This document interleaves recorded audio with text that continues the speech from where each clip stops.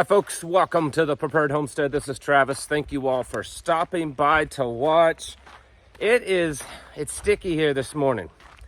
It's supposed to get some rain, although it was supposed to have already be raining, and it's not. And every time I check, it looks like it's less and less likely that we're going to get anything significant, but we'll see.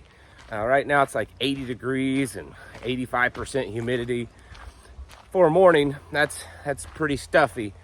Speaking of weather, that hurricane that's coming at the Gulf Coast, at least that's where it looks, that looks to be a pretty serious one. In fact, they're saying it could be one of the strongest hurricanes to ever hit that area. Yeah, it looks a little suspicious that something else is going on than just the normal, natural way a hurricane flows and forms.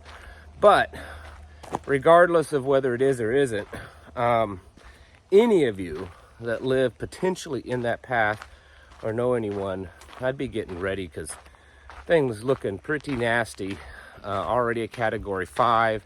It just keeps building. Now, of course, it's possible it could diminish a little before it makes landfall, but as of right now, I wouldn't take any chances with it.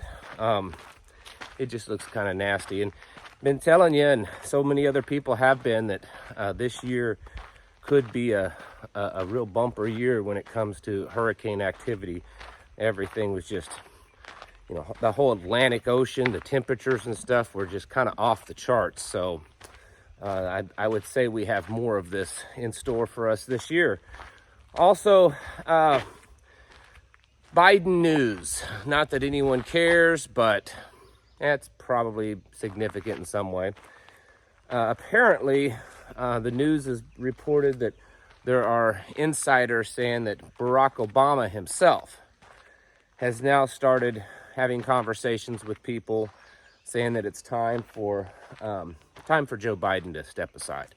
And there's apparently, maybe today, man, the mosquitoes. Whew. Today, tomorrow, something like that. There's apparently about 25 congressional Democrats that are ready to speak out, send a letter, whatever it is, and say, hey, it's your time has come and gone. You need to just do the right thing for the party and step aside. Now, what's interesting is everyone has now switched gears and saying, oh, it's Kamala. Kamala is the one that they're going to run. If they do that, if they really do that, that's pretty much a sure thing that there's going to be some serious shenanigans when it comes to the election, because it is as awful and as brain dead as Joe Biden is. I would almost have to say that Kamala is worse. That's tough to say, but I think so. In fact, if I had to choose, if a gun was put to your head and you had to choose, I might choose Joe Biden over Kamala. I don't know. So if they put Kamala in as the front runner for the party, then you can pretty much guarantee we're going to see some shenanigans between now and election, and probably on the election. Now, speaking of those, yesterday I spoke of how it was in the news that the U.S. government had given $176 million to Moderna to develop a new mRNA fix-all, be-all, end-all flu vaccination, which, could indicate that they're planning for something like that.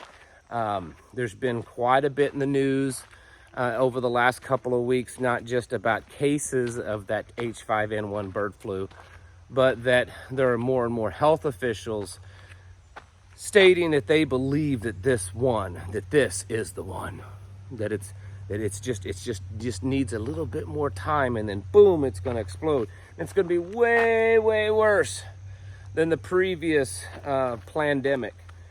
Well, to add to that, I had a listener reach out to me yesterday afternoon who's a truck driver, and he says that him and his company that he works for, they have been delivering those PCR tests by the truckloads to the East Coast.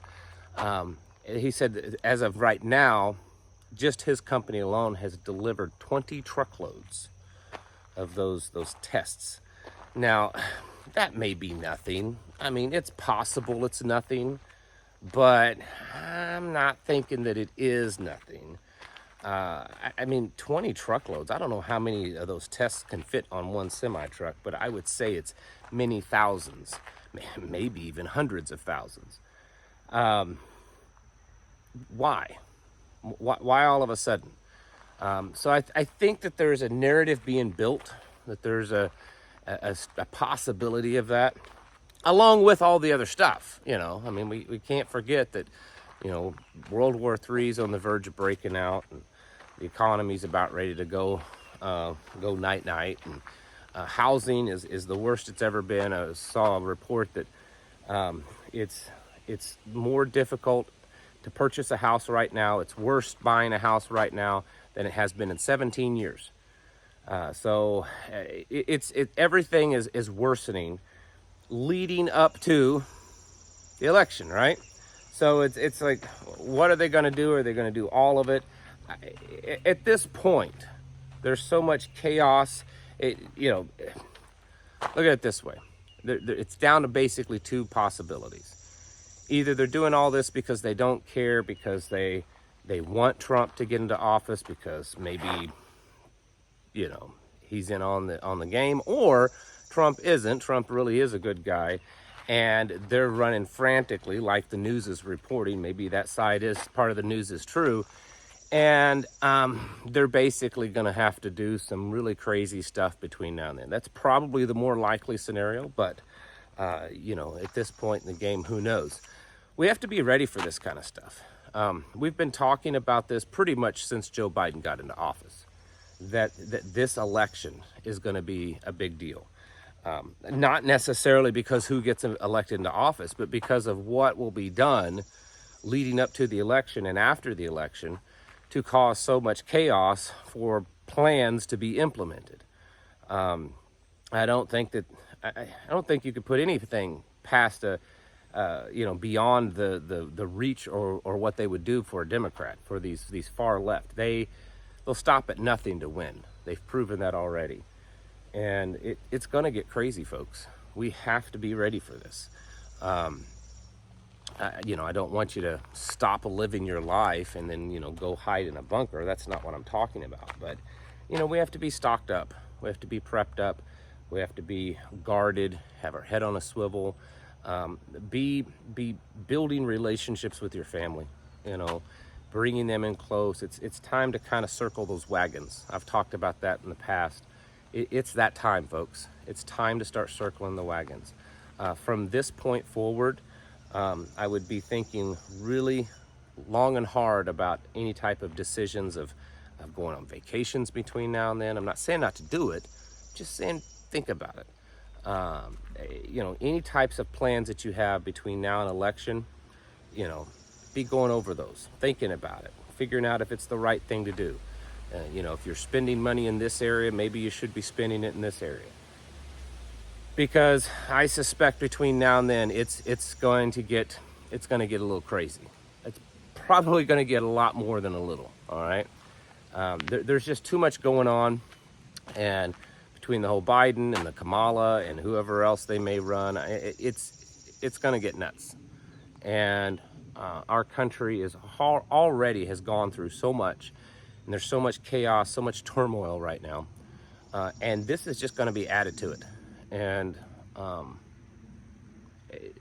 who knows at what point will the final straw break the camel's back? I mean, you know, which is that final straw? I can't imagine it's too much further along than we are now, because everything is just so fragile. So just encouraging you to push forward even harder. I know most of you feel like you have pushed yourself to the limits when it comes to your preparedness, but everyone can always do more. And the way things are looking, I'm telling you, you're going to want to do more. Folks, it's time to get your houses in order and to prepare yourselves mentally, physically, and spiritually. Thanks for watching, and I'll catch you in the next video.